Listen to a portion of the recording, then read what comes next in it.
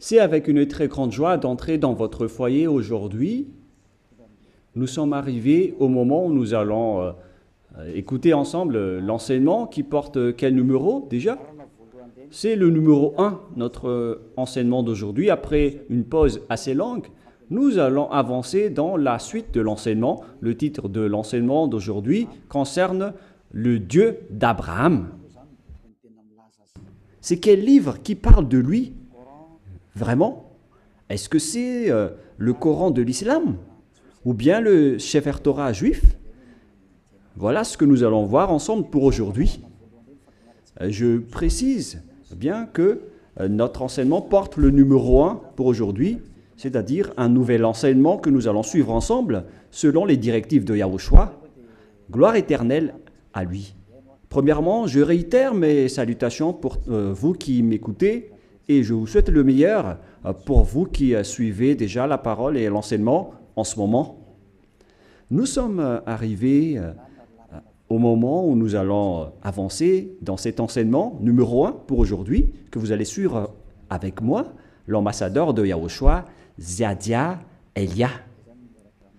C'est moi qui est avec vous en ce moment, que vous voyez en image, et ma voix, vous êtes déjà habitué à l'écouter de manière habituelle. Et je répète encore le titre de notre enseignement.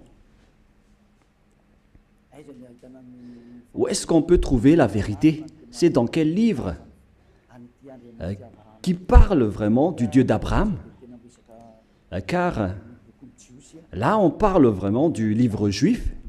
Pourquoi je parle du livre juif qu'on appelle le Sefer Torah? Et il y a aussi le livre du Coran. Pourquoi Elia parle du livre juif, du Sefer Torah, ainsi que du Coran? Car chacun parle du Dieu d'Abraham, chacun des deux livres, alors que chacun aussi a sa version et leur langage.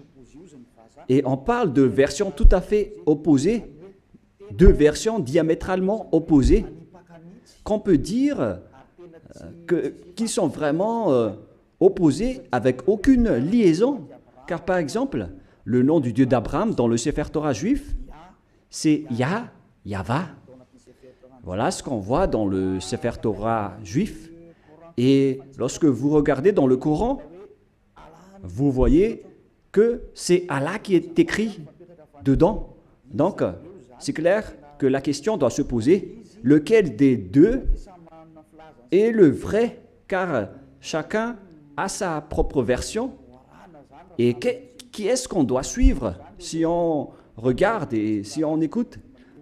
Mais pour les personnes qui ne se cassent pas la tête avec le salut, ils disent que ça va de soi. Mais si vous cherchez vraiment le chemin vers le salut, vous voyez bien que ce schéma est différent. L'autre est vrai et l'autre est faux. C'est pourquoi la question, quel est le vrai livre en ce moment? Car dès le commencement, je vais vous préciser, et en même temps, je regarde un peu les téléphones, ainsi que les applications, car je vais lire le Coran à travers une application. Et donc, nous allons d'abord voir que ils reconnaissent bien, quoi déjà? Ils reconnaissent bien l'existence de quoi déjà? Du Sefer Torah. Ils reconnaissent bien l'existence du Sefer Torah, le livre du Coran. Le livre du Sefer Torah, c'est le livre juif. Nous allons d'abord lire cette parole, car si l'on veut faire le rapport avec ces deux paroles qui sont différentes, alors que le Coran reconnaît bien le Sefer Torah juif, le Sefer Torah appartient aux Juifs israéliens. Et le Coran précise bien qu'il reconnaît l'existence du Sefer Torah selon le livre du Coran, Ali Imran 3. Nous allons regarder ensemble Ali Imran 3. Et vous pouvez directement afficher, mais moi en même temps je vais rechercher un peu. Ali Imran 3.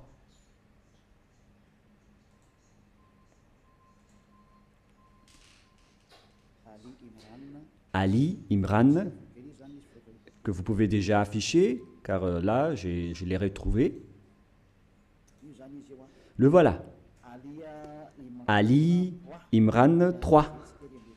Et nous regardons ensemble vers l'écran. Il y a donc une langue arabe et après, il y a la traduction. Il a fait descendre sur toi le livre avec la vérité. Confirmant le livre descendu. Et il fit descendre la Torah et l'Évangile, ce qui prouve que l'islam reconnaît bien que ce sont eux qui ont fait entrer la Torah ainsi que l'Évangile dans le verset 2, à l'Imran verset 2. Voilà ce qui est dit. Allah, pas de divinité à part lui. C'est-à-dire qu'il n'y a pas aucun Dieu à part lui, le vivant, celui qui subsiste par lui-même. Nous voyons bien donc qu'il y a deux schémas différents qu'on doit faire connaître aux gens. Où est-ce qu'on doit aller si vous cherchez le salut? Voilà le rôle de Élia. Élia est là pour sauver tous les humains, non pas seulement ceux qui invoquent Jésus ou Jesus, mais tous ceux qui veulent avancer, vous pouvez avancer. Ceux qui veulent rester, vous pouvez rester. Et c'est pareil aussi avec l'appel aux islamistes pour leur demander de regarder la vérité, car votre livre reconnaît bien l'existence du Sefer Torah juif et ils disent que c'est leur Dieu même qui l'a fait entrer. C'est le Dieu de l'islam. C'est vraiment grandiose ce qu'il dit en disant que c'est le Dieu de l'islam qui a fait entrer le Sefer Torah juif ainsi que l'Évangile, le Nouveau Testament, dans lequel il y a l'histoire du Fils de Dieu qui figure dans la Sainte Écriture juive, que les islamistes ne reconnaissent pas du tout en disant que le Fils de Dieu n'existe pas car Dieu n'a pas du tout enfanté. Voilà notre problème. C'est-à-dire qu'il y a un schéma étrange concernant cette parole de Dieu qui vraiment possède la vérité. Et donc, nous allons suivre le titre qui raconte vraiment ce Dieu et qui a vraiment la vérité. Est-ce que c'est dans le Coran de l'islam ou c'est dans le Sefer Torah juif? Car ce sont les deux schémas opposants et qu'on doit confronter. Ce n'est pas qu'on va faire combattre le livre, mais on doit regarder la vérité à travers la parole. Et donc, c'est clair que le Dieu de l'islam, selon eux, c'est lui qui a donné le Torah ainsi que le Nouveau Testament, la bonne nouvelle dans l'Évangile, où il y a Yahushua, mais qu'ils ont changé au nom de Isha. Et les faux chrétiens l'ont changé en Jésus ou Jesus. Et certains nous demandent, est-ce que vous êtes chrétien? Moi, je réponds directement, nous ne sommes pas chrétiens, car le Christ, plusieurs gens l'ont déjà changé en autre sens. Élia n'est pas chrétien. Élia suit Yahushua qui est l'élu. C'est celui que je suis. Voilà.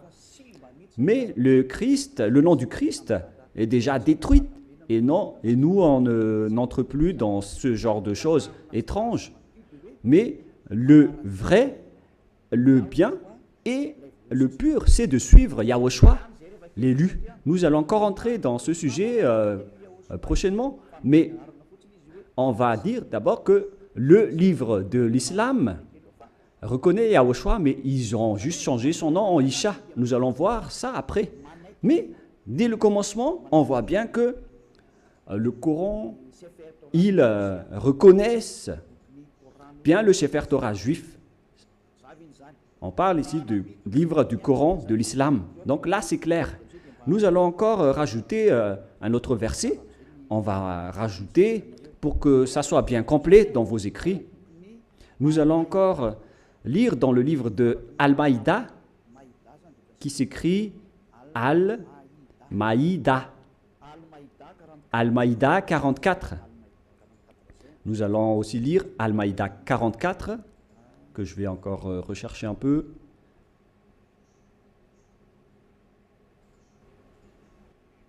Al-Maïda 44. Al-Maïda 44. C'est-à-dire que c'est écrit en plusieurs paroles que le Torah existe. Mais comment te demanderaient-ils d'être leurs juges quand ils ont avec eux la Torah dans laquelle se trouve le jugement d'Allah? C'est-à-dire, ici la parole précise que c'est dans le Torah qu'il y a le jugement de Allah, c'est-à-dire le Dieu de l'islam. Son jugement réside dans le Torah, dans la Torah. Et donc c'est clair à ce sujet-là que la Torah appartient à Allah, ce qui est étrange déjà. Mais qui est le vrai propriétaire de la Torah? Est-ce que c'est Allah ou bien Yahva? Toutes ces questions se posent, car nous voyons tous ensemble que les islamistes disent qu'ils sont les propriétaires de la Torah, d'après ce schéma, car le jugement de Allah pour les humains est dedans. Et bien évidemment, on va juger les humains, et ils disent que c'est dans le Sefer Torah juif. Et puis après cela, ils jettent en jugement, et ces gens-là sont nullement des croyants. Bon, on va laisser ça de côté, mais ici, on voit bien que la parole est très claire en disant que le Dieu Allah Islam est bien dans le Sefer Torah juif, ce qui est déjà étrange. Mais on va voir la vérité. Et malgré cela, nous allons encore regarder d'autres paroles pour bien compléter, pour bien prouver la parole de Élia. Nous allons lire dans Mariam 12. Attendez un peu parce que le livre s'est envolé. Mariam.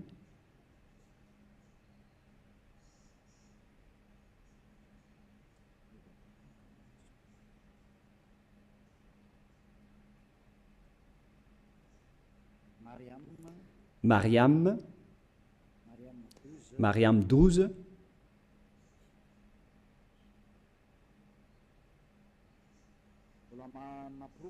Ce qui, je suis encore en train de donner des preuves. Hein. Allez-y, affichez pour qu'on le lit, les techniciens. Oh Yahya, tiens fermement au livre, la Torah. Nous lui donnâmes la sagesse alors qu'il était enfant. Ici donc, cette personne qu'on parle ici, on lui a dit de bien tenir le livre de la Torah qu'on lui a donné avec la sagesse. On lui a donné la sagesse dès son enfance. C'est-à-dire que c'est bien précisé dans le livre d'Islam, et c'est incontestable qu'ils reconnaissent l'existence du Sefer Torah juif. Alors, si l'on a vu tout cela, maintenant, on va regarder qui est vrai. Est-ce que c'est le Sefer Torah juif qui sont aux Juifs israéliens? Ou bien est-ce que c'est le Coran des Arabes? Lequel est le vrai? Et donc, nous devons revenir aux dates pour regarder la vérité. Quelles sont les paroles concernées ainsi que les dates? Premièrement, la date du Sefer Torah était vers l'année moins 2000. Et d'ailleurs, après, il a été distribué dans le synagogue selon les chercheurs et les historiens de Wikipédia. Vers l'année moins 1000, on a distribué déjà le Sefer Torah dans les synagogues. Voilà ce que les chercheurs ont dévoilé. Et d'ailleurs, les autres chercheurs peuvent penser à cela pour prouver la parole de Élia.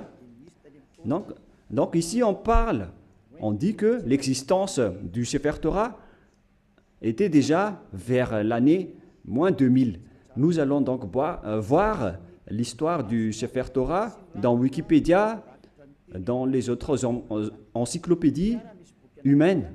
Voilà donc un autre livre que j'ai sélectionné parmi les livres des chercheurs. En fait, ils sont plusieurs, ces chercheurs, qui ont sorti cette déclaration que j'ai extrait de leur livre. C'est dans l'ancien hébreu alphabet chart. Voilà son titre. Ancien alphabet hébreu chart. Le voilà. C'est en hébreu. Voilà les alphabets hébreux. Et il précise les dates. C'est en quelle année sa date de parution. Voilà donc la date. Ça a été utilisé entre moins 2000 avant Yahushua et moins 1000 avant Yahushua. C'est-à-dire que ça a été utilisé avant l'année moins 2000 jusqu'à l'année moins 1000 avant l'an 0. C'est-à-dire que le Sefer Torah juif, selon ce que tout le monde connaît déjà, notamment les savants, ils connaissent tout cela, mais moi j'ai sélectionné spécialement cela dans Ancien Hébreu Recherche Chapter. C'est-à-dire que les Hébreux ont fait des recherches avec leurs savants pour sortir cet article que ça a été utilisé vers moins 2000, qu'on a utilisé l'alphabet hébreu, colonne 1 utilisé dans l'ancienne époque, colonne 2 vers moins 1000 jusqu'à moins 100, et colonne 3 utilisée depuis moins 400 jusqu'à plus 100. Voilà donc. Alors, on voit bien que c'était utilisé vers moins 1000 jusqu'à plus 100, mais pas moins 100 pour la deuxième. Ici, on voit clairement que c'est depuis l'année moins 2000 que le Sefer Torah juif a déjà existé. Nous allons encore donner une deuxième preuve, toujours sur Wikipédia. Sur Wikipédia, ils disent, concernant la distribution du Sefer Torah juif, lorsqu'ils l'ont sorti, c'est dans Wikipédia que nous allons le lire. Voilà ce qui est dit dans le don du Sefer Torah. Don du Sefer Torah. C'est où déjà? Voilà. Le don des nouveaux Sefer Torah à la synagogue est souvent l'occasion d'une fête joyeuse avec des chants, danses et prières. Cet usage remonte au premier temple. On parle ici à l'époque où le temple de Jérusalem n'était pas encore détruit, vers 1000 avant Yahushua. Mais le vôtre, ce n'est pas cohérent. Voilà. C'est-à-dire que ça a déjà existé depuis l'année moins 1000 concernant la distribution du Sefer Torah dans les synagogues. Les synagogues, ce sont des genres de petites églises. Si on compare avec le royaume de Yahushua, ce sont les VP, les petites églises régionales, etc. Et donc, ils ont distribué le Sefer Torah depuis l'année moins 1000 dans les synagogues. C'est-à-dire, c'est depuis une époque ancienne que le Sefer Torah existait déjà. C'est-à-dire vers l'année moins 1000. Et on a déjà vu aussi qu'il a existé depuis moins 2000. Mais sa distribution dans les synagogues, c'était vers l'année moins 1000 avant l'an 0. Donc là, c'est clair et c'est bien prouvé que le Sefer Torah existait déjà avant l'année 0. Et vers l'année moins 1000, on l'a distribué dans les petites synagogues, dans les petites églises. C'est incontestable alors qu'il est très ancien. Et nous allons ensuite regarder concernant le Coran de l'islam. Et si je vous dis tout ça, c'est par amour pour vous les humains, avant votre anéantissement. Elia vous dit de vous retourner. Il n'y a plus rien à faire pour votre terre. Sa destruction est arrivée. Et moi je dis à tous les humains de revenir vers le propriétaire de cette terre qui va être détruit, car vous ne pouvez plus l'empêcher en ce moment, c'est déjà en cours. Et si vous ne, tant que l'histoire ne vous frappe pas, alors sachez, vous tournez.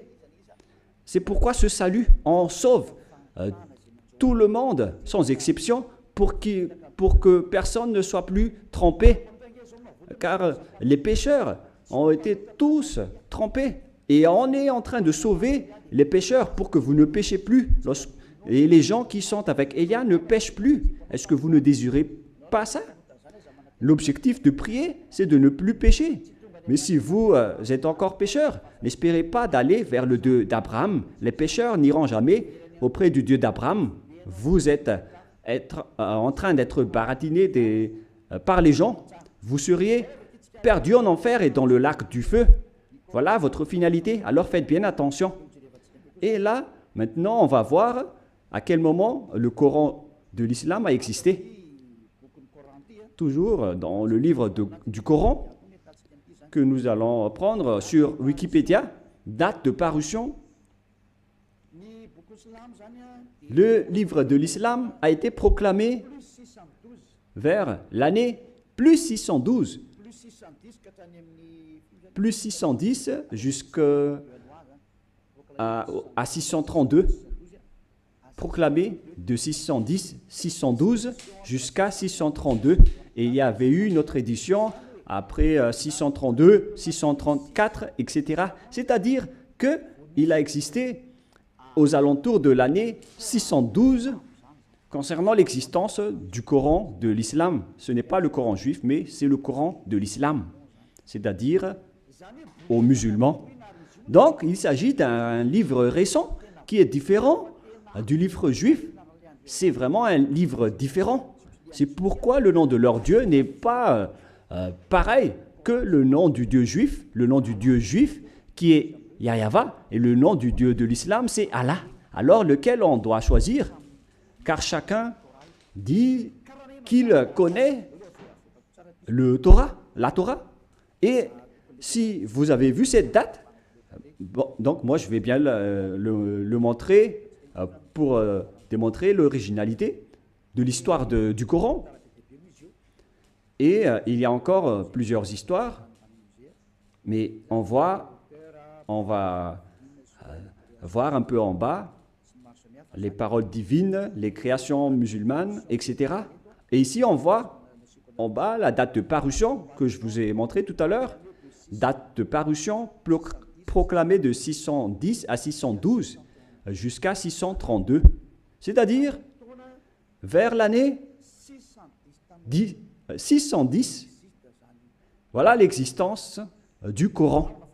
C'est incontestable. Tout le monde le connaît.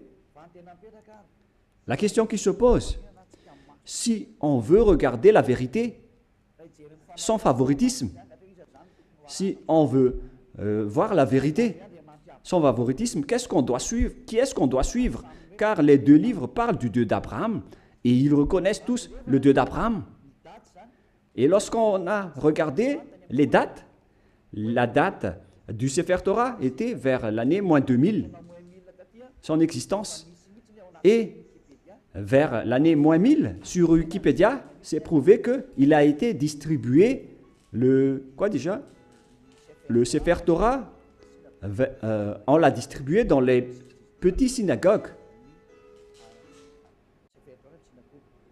C'est-à-dire qu'il s'agit d'un livre très ancien, le Sefer Torah. C'est lui qui a conservé les anciennes paroles. Et donc, si on regarde bien, qu'est-ce qu'on doit prendre? Est-ce que vous allez prendre le livre qui était né vers plus 600 de l'islam? Est-ce que c'est là qu'on doit voir la vérité sur le Dieu d'Abraham, ou bien vers celui qui était vers moins 2000? Et sans hésitation, sans favoritisme, tout le monde doit dire qu'on doit voir dans le livre qui existait vers moins 2000, qui a conservé toute la vérité. Voilà la vérité. Lorsque vous regardez l'originalité, il faut regarder le plus ancien. Si l'on prend l'exemple d'un problème foncier, on doit avoir la source de la situation juridique au tribunal, on doit voir l'authenticité, le plus authentique, le plus ancien. Et donc, c'est clair que c'est celui qui possède le plus ancien dossier qui est le propriétaire du terrain, mais pas celui qui est venu récemment. Voilà donc pour prouver la vérité qui est incontestable, même pas un tout petit peu. Voilà la question qui se pose. Qui a eu tort? Et nous allons d'abord préciser ce schéma qui est en cours. Et qui a écrit le livre du Sefer Torah d'abord? Car nous voyons bien que celui qui a écrit le livre du Coran, c'est un arabe. Et il ne peut pas nier cela. Mais celui qui a écrit le Sefer Torah juif, c'est Moshe. C'est Moshe qui l'a écrit. Et c'est justement ça qu'on va regarder en disant, est-ce que le Coran reconnaît Moshe et accepte Moshe? Voilà ce qu'on va regarder. Allons-y. Il accepte Moshe. Il accepte Moshe car c'est Moshe qui l'a écrit. C'est dans Exode 24. Quel verset déjà?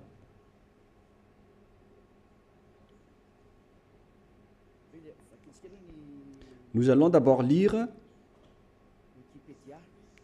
sur Wikipédia. Nous allons lire sur Wikipédia concernant le livre de la Genèse pour voir qui l'a écrit. Nous allons lire le livre de la Genèse sur Wikipédia qui a été écrit par les chercheurs mondiaux. Donc le livre de la Genèse ainsi que les autres livres, qui les ont écrits? L'Exode, et etc. Le livre de la Genèse. Premier livre de la Bible, du Sefer Torah, car c'était des écrits récents, mais anciennement, son appellation juive, c'est le Sefer Torah. Et ça n'a pas changé ce nom juif, mais ce sont les autres nations qui l'ont changé en Bible. On parle ici du Sefer Bereshit, le commencement ou la Genèse. L'auteur traditionnel, ils l'ont précisé ici que c'est Moïse qui l'a écrit. Et il y a aussi d'autres auteurs avec d'autres remarques concernant d'autres auteurs anonymes.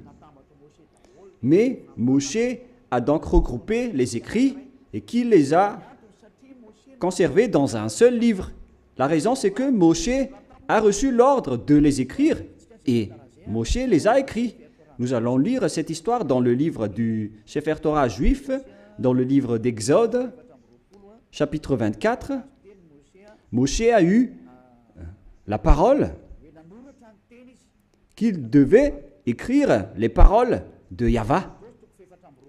Exode, chapitre 24, verset 4.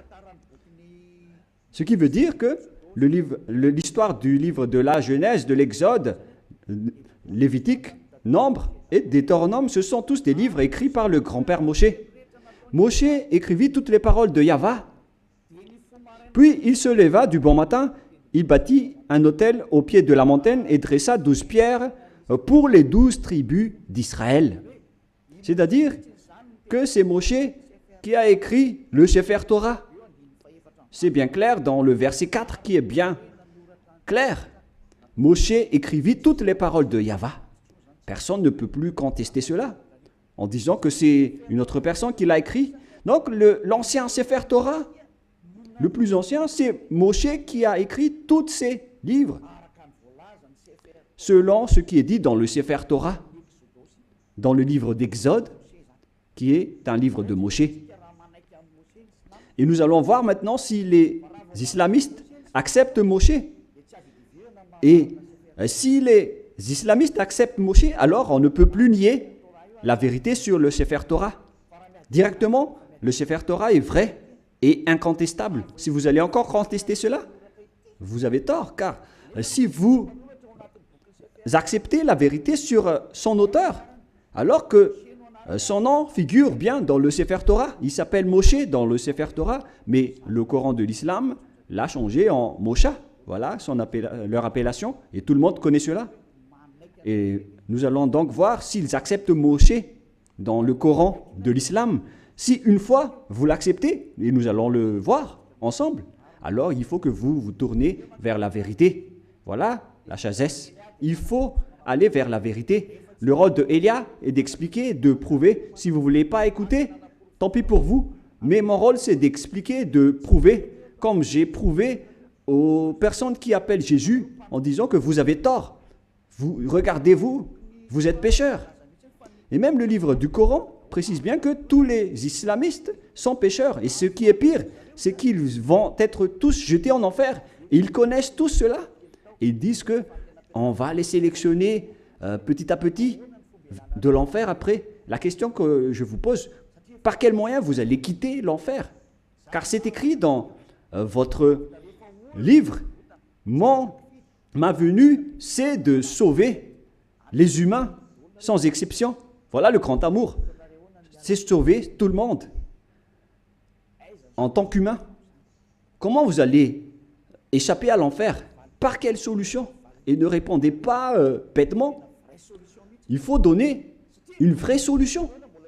Car dans votre livre, il est également écrit que vous n'avez pas le pouvoir de purifier ou de rendre parfaite une personne. C'est écrit dans votre livre. Vous n'avez pas le pouvoir de changer une personne en une personne vraie et parfaite. Alors, comment vous allez échapper à l'enfer? La question qui se pose. Après votre mort, vous irez en enfer et comment vous allez quitter cette zone? C'est vraiment pire. Hein? Je ne sais pas si vous avez déjà entendu cela, mais lorsqu'on discute avec les gens, ils acceptent que c'est vrai. Et lorsqu'on les pose la question, comment vous allez échapper à cela? Et après, ils donnent des réponses bêtes. Si vous êtes en enfer, alors vous êtes méchant, vous êtes puni. C'est là que les adultères, les voleurs, les idolâtres, ils vont être jetés en enfer et dans le lac de feu et de soufre.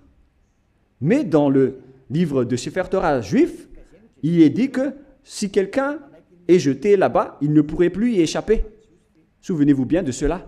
Donc, on va voir maintenant que est-ce que le Coran accepte Moshe ou Moïse pour les catholiques romains et les protestants. Pour les protestants, Moshe. Pour le Sefer Torah original, c'est Moshe. Et pour le Coran de l'islam, c'est Mosha, mais c'est le même.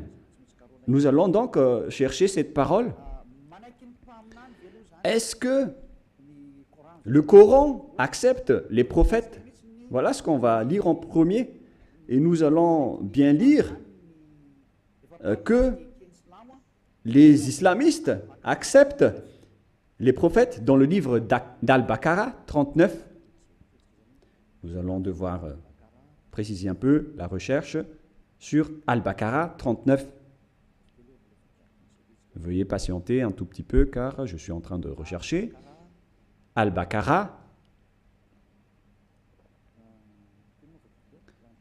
Quel verset déjà? Quel chapitre? 39, 36, 37, 38, 39.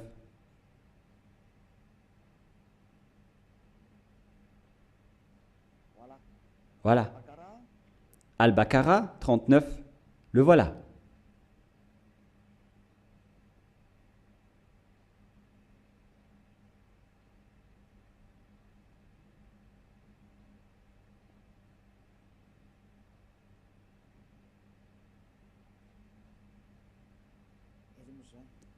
Où il est passé déjà? Voilà. Nous allons lire à partir du verset 38 et 39. Nous dîmes, descendez d'ici, vous tous, toutes les fois que je vous enverrai un guide, c'est-à-dire lorsqu'ils vont envoyer un guide parmi vous pour vous guider, celui qui vont les suivre n'auront pas de crainte ou de terreur, etc. Voilà. Verset 39. Et ceux qui ne croient pas à nos messagers, quiconque ne croit pas à nos messagers, c'est-à-dire leurs prophètes, et traite de mensonges nos révélations. C'est-à-dire que c'est de la mensonge qu'ils ont transmis aux messagers. Ce sont des gens du feu, ceux qui contredisent nos prophètes, où ils demeureront éternellement. Donc, s'ils n'acceptent pas les prophètes, la parole des prophètes, vous allez être mort en enfer à jamais. C'est-à-dire qu'on doit accepter les paroles des prophètes. Alors, on sait bien tous qu'il n'y a pas de prophète plus ancien que Moshe, notamment en termes de prophète israélien. Et nous allons voir à propos de ce schéma. Voilà, premièrement. Et nous allons encore regarder dans Al-Baqarah 98. Al-Baqarah 98, qu'est-ce qui est dit ici? Nous allons avancer petit à petit. Voilà. Al-Baqarah 98. Al-Baqarah, voilà. 98. Dit, quiconque est ennemi d'Allah, il s'agit de leur Dieu, de ses anges et de ses messagers, jusqu'à ses messagers, de Gabriel et de Michaël. Vous voyez bien qu'il y a le terme Gabriel et Michaël qui se trouve dans le livre de Sefer Torah également. Allah sera son ennemi, c'est-à-dire que Allah sera leur ennemi, car Allah, le Dieu de l'islam, il est l'ennemi des infidèles. C'est-à-dire, on doit accepter les paroles des messagers ou des prophètes, sinon vous serez un ennemi de ce Dieu. C'est clair alors qu'on va voir que est-ce que Moshe est un prophète dans le livre du Coran? Mais si Moshe est un prophète, alors les paroles de Moshe doivent être acceptées par les islamistes, car Moshe est le premier prophète. Et eux, ils reconnaissent le livre de la Torah. Et Moshe se trouve dans la Torah et pas ailleurs. Nous allons également voir une autre parole, toujours dans Al-Baqarah, mais dans le chapitre 253. C'est un peu loin, ce chapitre 253. C'est encore loin.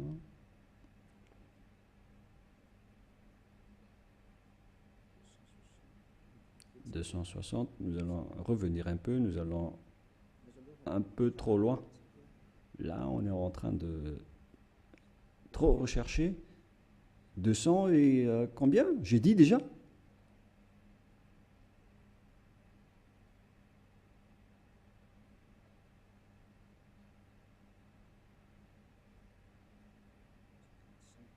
55, 54, 53, voilà.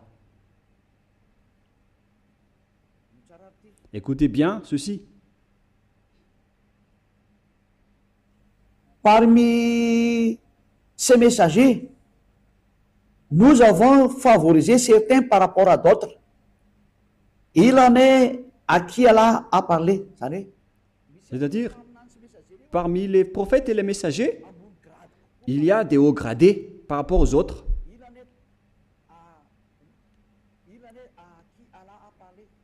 Il en est à qui Allah a parlé.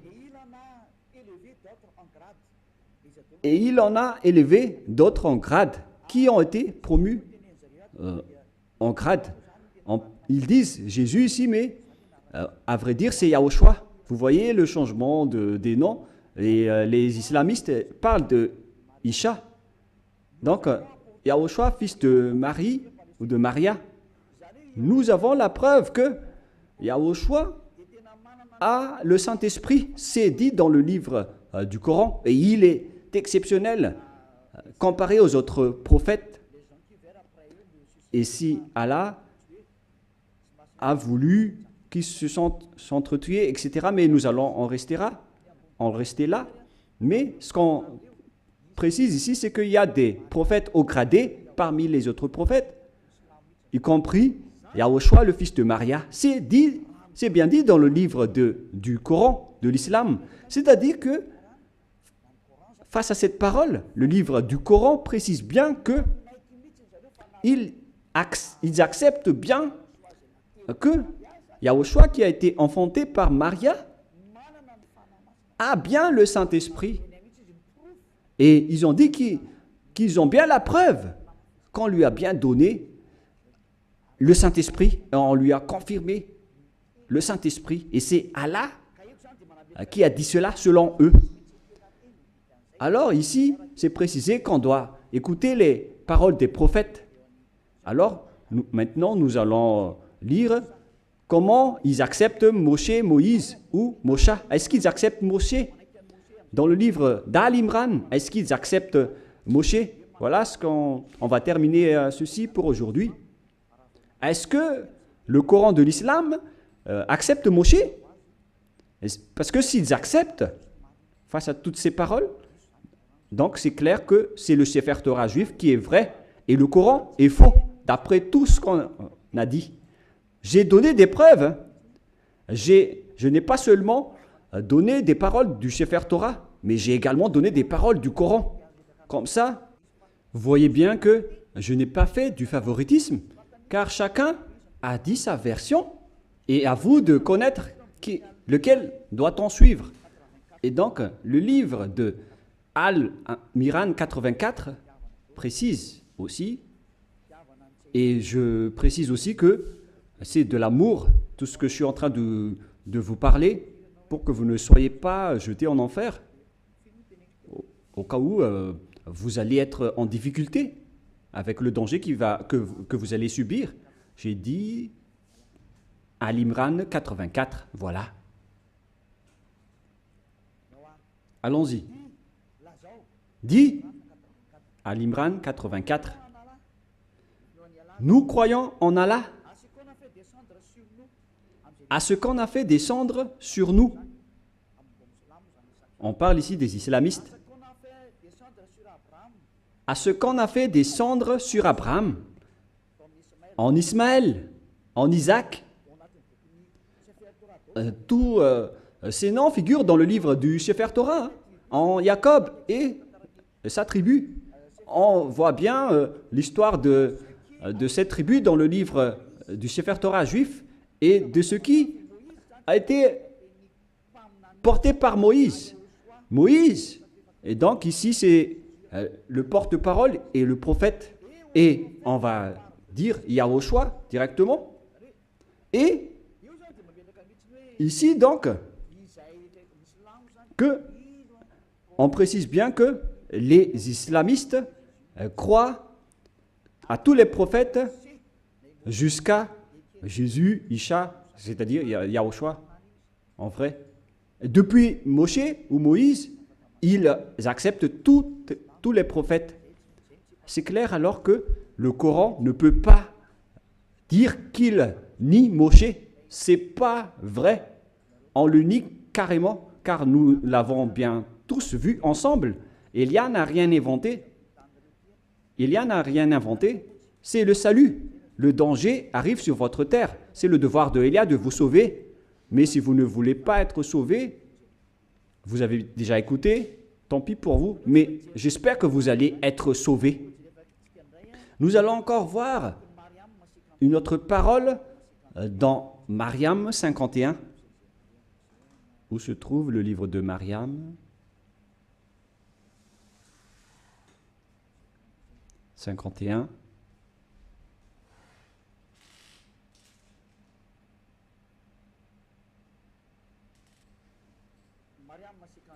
Mariam 51. Et mentionne dans le livre de Moïse ou Moshe, c'était vraiment un élu. Et c'était un messager. Et un prophète. Les islamistes exigent bien et précisent qu'il faut bien marquer que Moïse ou Moshe c'était vraiment un élu. Il faut bien donc marquer dans le livre de l'islam que Moïse ou Moshe ou Mosha, c'est un élu, c'est un porte-parole et c'est un vrai prophète, messager. Voilà. Il est également en même temps un élu, il a été choisi. C'est vraiment un élu. C'est un homme élu, alors ne le négligez pas. Voilà ce que ça veut dire. Vous voyez maintenant que les islamistes ne doivent plus nier.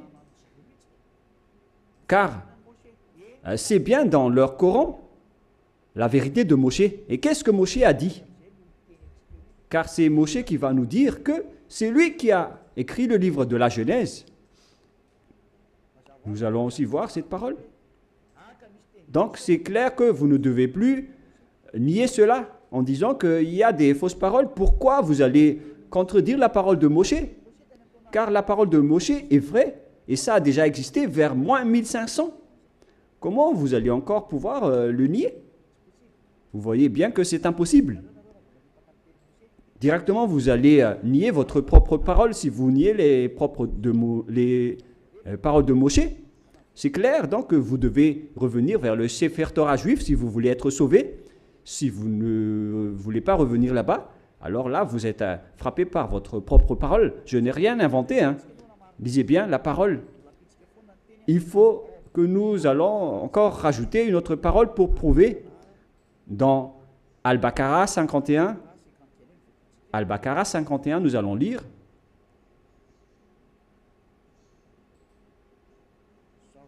Voilà. Al-Baqarah 51.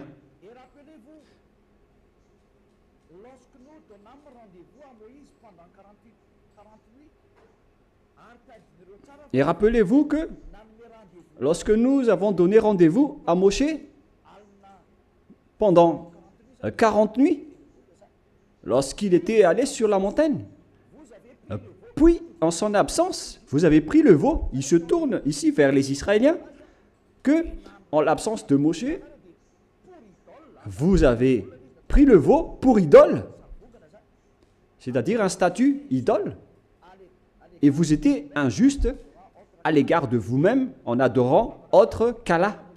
Et donc, vous avez adoré un bœuf qui est injuste devant le Dieu de l'islam qu'ils appellent Allah. Vous voyez bien qu'on parle ici d'un sujet juif.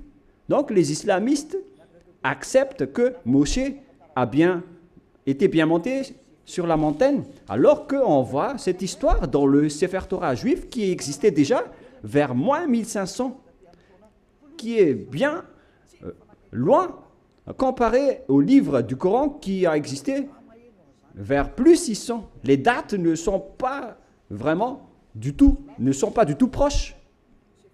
Et si on écoute tout cela, on doit bien penser, est-ce que on doit nier encore le Sefer Torah juif et pour confirmer que les paroles de Moshe sont incontestables? C'est le livre de Coran qui le dit. Je n'ai rien inventé. Nous allons encore regarder une autre dernière parole dans le livre de An-Nisha 163. An-Nisha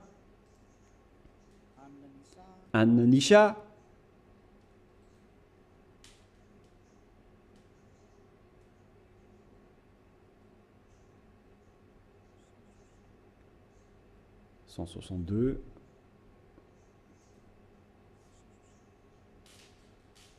Là, c'est 160 et combien?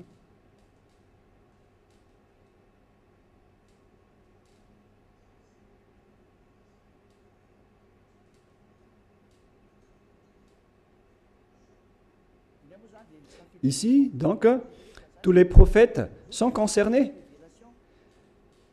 Nous t'avons fait une révélation.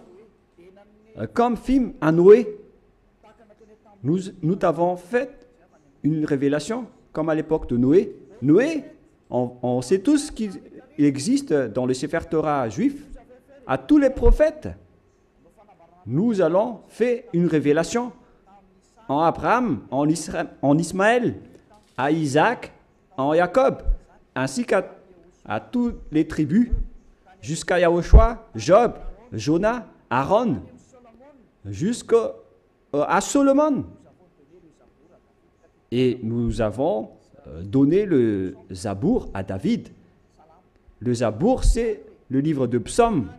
C'est-à-dire que même le Coran de l'islam reconnaît et accepte le Zabour ou psaume. Z-A-B-O-U-R. Les islamistes acceptent le livre de Solomon, le livre d'Aaron, le livre de Jonas, prophète, le livre de Job, le livre de Yahushua. Alors que toutes ces histoires, on les voit dans le Sefer Torah juif vers l'année moins 2000, jusqu'à moins 1500. On a vu jusqu'à moins 1000. On a vu toute cette histoire. Donc, le Coran de l'islam accepte le Sefer Torah juif. Qu'est-ce qui est dit par le grand prophète dedans? L'élu qui n'est autre que Moshe. Moshe a dit que c'est moi qui ai écrit le livre du Sefer Torah. Et nous allons revenir à ce que je vous ai donné tout à l'heure dans Exode 24, 4. Moshe dit ici dans Exode 24, 4. Moshe écrivit toutes les paroles de Yahva. Celui qui est invoqué par Moshe dans le Sefer Torah, c'est Yahva, mais pas Allah. Voilà une première erreur. Car Moshe existait déjà vers l'année 1500, qui est déjà très ancien. Je n'ai pas encore donné la date de naissance et d'apparition de Moshe. Et dans ce livre, tout le monde le connaît. Ce n'est pas une nouvelle chose pour vous. Voilà donc l'histoire de Moshe, le Moïse historique comme titre. On parle de l'histoire de Moshe selon les chercheurs. Par conséquent, nous allons lire directement. Moïse, selon la Torah, a vécu 120 ans. Serait né en 1560 avant l'ère commune et serait mort en 1440, c'est-à-dire vers l'année moins 1500 que Moshe a existé selon l'histoire des chercheurs. Nous n'allons pas chercher et approfondir à ce sujet, mais si on va faire la recherche, on va trouver cette date de moins 1500. Et si vous allez dire, est-ce que vous avez déjà fait la recherche? Oui, mais c'est une longue histoire que nous n'allons plus y revenir. Mais là, on voit bien que Moshe était déjà né avant tous les prophètes arabes, car selon eux, c'est dans le Sefer Torah que tout a été dit. Et le Sefer Torah a été écrit par Moshe. Et lorsque Moshe l'a écrit, il a dit, vous ne pouvez pas ajouter ou retrancher les paroles. Faites attention car ce sont les ordonnances de votre Dieu, le Dieu des Juifs. Et le Dieu de Moshe, il a bien expliqué que le Dieu de Moshe, vers moins 1500, et le Dieu d'Abraham, vers moins 2000, c'est bien clair que leur Dieu, c'est Yahva, qui est écrit dans le Sefer Torah. Nous allons donc lire la parole de Dieu, la parole de Moshe, dans le Sefer Torah juif, qui a dit qu'il ne faut pas ajouter ou retrancher les paroles. Deutéronome 4.2, c'est un livre de Moshe, et le messager. Alors il ne faut pas s'opposer aux paroles de Moshe. Nous allons lire Deutéronome 4, Deutéronome chapitre 4, excusez-moi, versets 1 et 2. Maintenant, Israël, écoute les lois et les ordonnances que je vous enseigne. Mettez-les-en en pratique. On a fait porter la parole à Moshe, venant du cher père Yahva. Israël, écoute les lois et les ordonnances que je vous enseigne. Mettez-les-en en pratique afin que vous viviez et que vous entriez en possession du pays que vous donne Yahva, le Dieu de vos pères. Alors il faut que Israël suit cette parole. Le Dieu d'Israël, donc, c'est un Dieu des Juifs, mais pas des Arabes. La parole est réservée aux Israéliens. ainsi qu'à ceux qui veulent être sauvés. Et si vous voulez être sauvés, rapprochez-vous du Dieu d'Abraham dans le Sefer Torah juif écrit par Moshe. Et le nom du Dieu de Moshe, c'est Yahva, que je vais faire sortir après. D'ailleurs, il est déjà écrit que vous pouvez le voir en ce moment. Verset 2, qu'est-ce qui est dit? Vous n'ajouterez rien à ce que je vous prescris selon le Dieu d'Abraham. Le Dieu d'Abraham qui a discuté avec Moshe et qui l'a ordonné. Et après, Moshe a dit dans le Sefer Torah que les islamistes acceptent l'existence. Le Sefer Torah précise bien que vous devez observer les lois de Yahva, votre Dieu. Et donc, vous n'ajouterez rien. Et vous n'en retranchez rien aux paroles. Voilà ce qui est dit par le Dieu de Moshe. C'est-à-dire que toutes les paroles écrites par Moshe depuis le livre de la Genèse. Et après, il a organisé l'écriture jusqu'à la fin du livre de Deutéronome. Les paroles de Moshe sont bien directes. Vous n'ajouterez rien et vous n'en retranchez rien.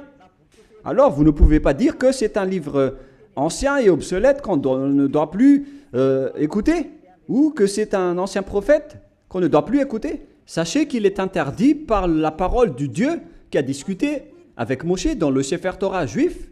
Il a dit, ne rajoutez rien et ne retranchez rien. Donc, tous ceux qui ont changé le Sefer Torah juif ont tous tort.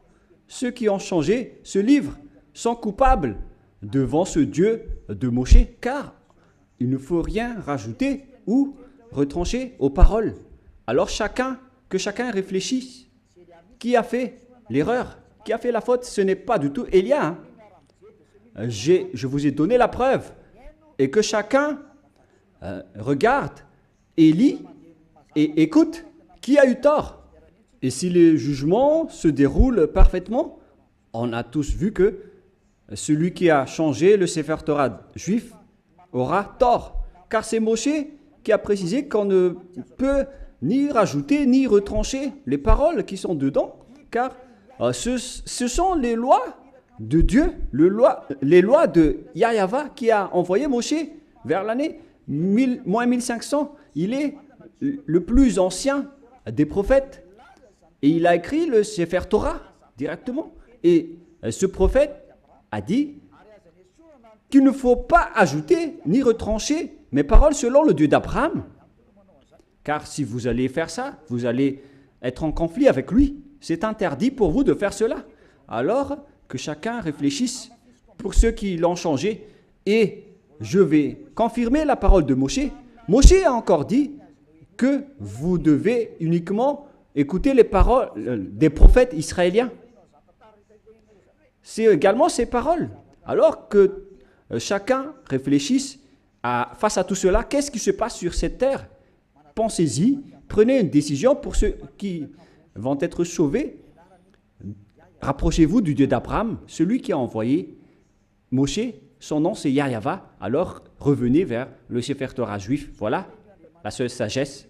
Voilà ce que le Dieu de Moshe a dit dans Deutéronome 18, pour terminer, Deutéronome 18, 15. Ô ton Dieu suscitera du milieu de toi, d'entre tes frères, un prophète comme moi, vous l'écouterez. Et c'est lui qui a dit, à présent les Israéliens, écoutez ma loi et mes ordonnances. Il se tourne vers les Israéliens à ce sujet-là. Tu susciteras du milieu de toi, d'entre tes frères, un prophète comme moi, et vous l'écouterez. Vous ne pouvez pas écouter d'autres prophètes à part les prophètes israéliens. Si vous écoutez d'autres prophètes, alors c'est injuste. Quels que soient les autres prophètes, c'est Moshe qui le nie. Et c'est le Dieu de Moshe qui l'a dit. Et c'est le Dieu Yahva qui a envoyé Moshe, le prophète, qui a dit que vous ne devez écouter que les prophètes israéliens. Pour terminer, nous allons lire le verset 18 et 19. Deutéronome 18, 19. Je leur susciterai du milieu de toi, de leurs frères, un prophète comme toi, je mettrai mes paroles dans sa bouche et il leur dira tout ce que je lui commanderai. Et si quelqu'un n'écoute pas mes paroles qu'il dira en mon nom, c'est moi qui lui en demanderai compte. Selon ce Dieu d'Abraham, c'est le Dieu d'Abraham qui a déclaré que quiconque n'écoute pas ma parole, je vais les juger. Qu'est-ce qu'il a dit? Vous devez uniquement écouter les prophètes israéliens. S'ils ne sont pas israéliens, alors c'est pas correct. Selon le Dieu d'Abraham, il a dit que vous devez écouter les prophètes israéliens. Et le prophète israélien qui a écrit cela, c'est Moshe, que vous acceptez dans le livre du Coran. Le Coran accepte précisément qu'il est accepté en tant que prophète, messager et élu. Donc si vous niez Moshe, ce Dieu d'Abraham va vous juger. Et nous allons terminer avec le nom du Dieu d'Abraham. Son nom c'est Yahva. Nous allons lire dans le livre de l'Exode pour terminer. Et après que chacun réfléchisse sur cette grande bonté, car c'est un salut pour vous. Nous sommes arrivés pour vous sauver. Le sage voit le danger et se cache, mais le fou avance et regrette. Exode 15, 2. Yahva est ma force et le sujet de mes louanges. C'est lui qui m'a sauvé. Il est mon Dieu, je le célébrerai. Il est le Dieu de mon Père. Je l'exalterai. Yahva est un vaillant guerrier. Yahva est son nom. Donc, le nom de ce Dieu dans le Sefer Torah, c'est Yahva. D'ailleurs, nous avons le Sefer Torah que nous allons montrer pour terminer dans Exode 15, 2.